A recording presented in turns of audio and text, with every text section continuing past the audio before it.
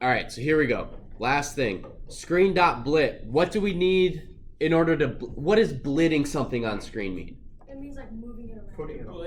Yes, that's where it's going to be when the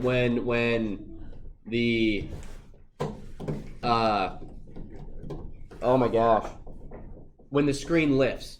So we have to do two things. We need to create two variables and we need to write one line of code or one command. The two variables are going to be our location, because in order to blitz something you need the image and the what? The location. The location. So we need to code in the location and then our image. So actually we need to write 4 lines of code. Later in the class we are going to change the way this is. We're going to change it from single variables into a list so it's a little more manageable, but for now we need to do player X position is 100 and player Y position is 100. So this is going to be the location that our player starts in. 100 pixels in, 100 pixels down. On our screen, that's his spawn point. In your video game, you can make it whatever you want. You can have a random spawn point. You can have your bad guys spawn from different areas, whatever you want. But this is the starting location for our good guy. Is 100 pixels in and 100 pixels down. Then what we need to do is we need to create our player person, right? We need our image that is our player. So what do you think we can do? Do we want to find our location all over again, copy and paste? No. What we want to do is we want to copy this whole line because all of our images are in the exact same place. They're just named different things. So we're going to copy that grass line. We're going to paste it, right?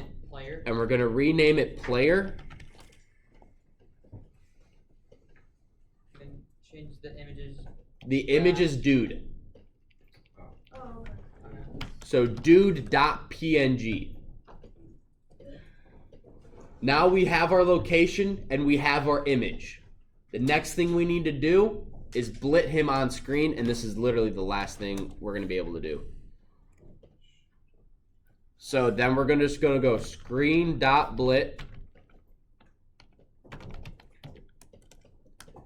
player, comma, open close parentheses, and then we're going to go player X position, comma, player Y position,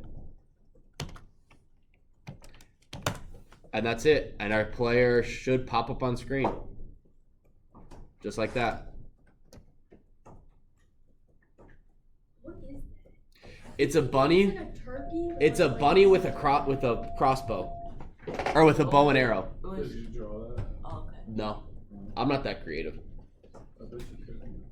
So if your code does not do this, you guys need to get it to do this by tomorrow's class, because we're going to pick up right from here and we want to have our guy moving.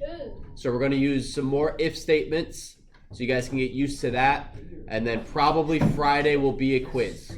Those of you who are not going to be here for the quiz, you will have to take it the day you come back. All right, have a good day, everyone. Let's go.